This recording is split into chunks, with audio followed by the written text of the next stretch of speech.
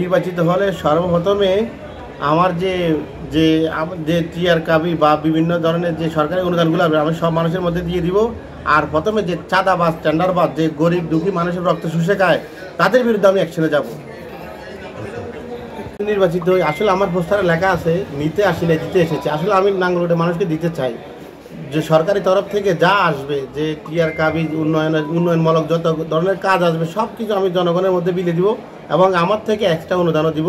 এবং যে রক্ত শোষারা নাঙ্গলকোটে যে রক্ত শোষারা আছে গরিব দুঃখী মেহনতি মানুষের যে রক্ত শোষে খায় বিভিন্ন টাকাবাজি টেন্ডারবাজি এগুলো বন্ধ করব। কোনো মাইল লাল আমার নাঙ্গলকোটের মানুষকে আর হুমকি দমকি দিয়ে কোনো দুর্নীতি অপচার কোনো কিছু করতে পারবে না। এই বিষয়ে আমি সচেতন থাকবো। আপনি এমনি কোন দলকে সমর্থন করেন? আমি কোনো দলের না, আমি নিরপেক্ষ স্বতন্ত্র। পপুলার টিভি, সত্য প্রচারে প্রতিশ্রুতিবদ্ধ।